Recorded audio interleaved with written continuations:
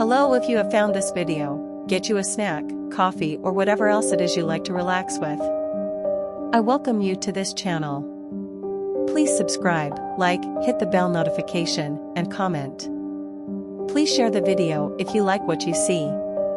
I could use your support. Here I plan to talk about the weird and unexplained. This might include anything from ghosts, UFOs, to missing persons. It is important for me to share information that has some evidence to back up the claims, and not just post fiction merely for views, so if truth is what you seek, this is the channel for you.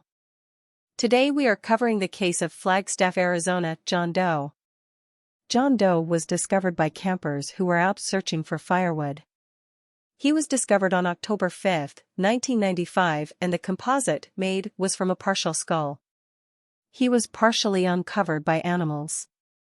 The grave had been dug laboriously as the soil was rocky and volcanic.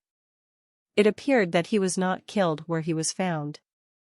He was wrapped in a blue tarp and had no clothing. He had been shot twice with a .22 caliber handgun in the left side of his head. The bullets were still in the skull, too damaged to be of any evidentiary use. The manner of death led to the conclusion that it had been an assassination. His murder is now a cold case as investigators were unable to solve the case. The authorities concluded that he was not local to the area as they could not find no missing persons who fit his description. He was a white male who was estimated to be from 55 to 60 years of age. Furthermore, he was estimated to be 5'11" to 6 feet and 3 inches tall. It is believed that he may have been involved in illegal activity and was probably killed by someone who knew him. He may have had facial hair and a light reddish beard. It is believed that his murder may have been a hit by organized crime. It is evident by the removal of the clothing and the fact that there was no identification on the Doe that the person who was responsible for his murder went to great lengths to, 1. Make sure he was not found, and 2. To also conceal his identity.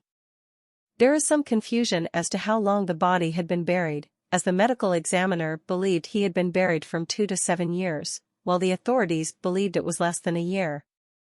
This makes identification of this man even harder. This man was known and missed by someone and may be listed in a missing person database. I ask you if you have the time to help to try and identify him, perhaps you can identify better matches than I have. If you know anything, please contact the proper authorities. It is unbelievable that Jane and John Does are not identified, as one would think that when a loved one is missing someone would go through all the Jane or John Does who were found, and see a resemblance. Finding a potential match is very difficult, but there are a few potential possibilities I wanted to mention. If nothing else, this can bring attention to their cases as well. One is Carl Barksdale Jr., who went missing September 5, 1994. He was 62 years old, 6'4", and 140 pounds.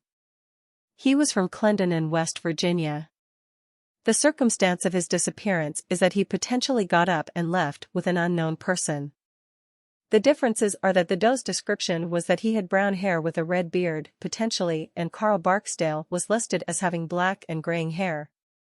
The next missing person who could remotely resembles the victim is Esteban Garcia, who was a white and Hispanic mix. The Doe had been listed as a white male. The chance that this man could be this John Doe is next to none because this Doe went missing September 24, 1995, and that was very shortly before the body of the unidentified victim was found. He was listed as 5'10" and 140 pounds. Garcia, under suspicious circumstances, supposedly fell asleep at an acquaintance's apartment, and when they woke up he was gone to never be seen again. The last missing persons I wanted to mention is Lester Eugene Barr, who went missing October 1 of 1994. He was a 53-year-old white male from Turner, Michigan. What makes this match unlikely is that he was only 5 foot 5 inches tall, he had gray and brown and was partially balding. He had dental extractions, and John Doe also had dental extractions. A friend reported Lester missing several weeks after he last saw him. A neighbor advised that he had packed up his 1979 Chevrolet pickup truck and left. There was no further financial activity that would suggest Lester was alive. It is doubtful that any of these men is the Doe that needs to be identified, but someone is missing each one of them. Someone may be missing a father, a husband, or a grandfather.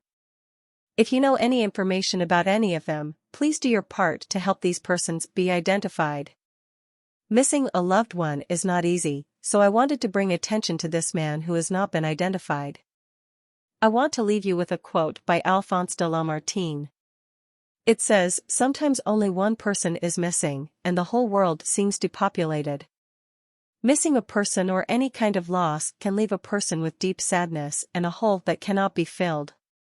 Please remember, like and subscribe, and I hope you come back to watch further content.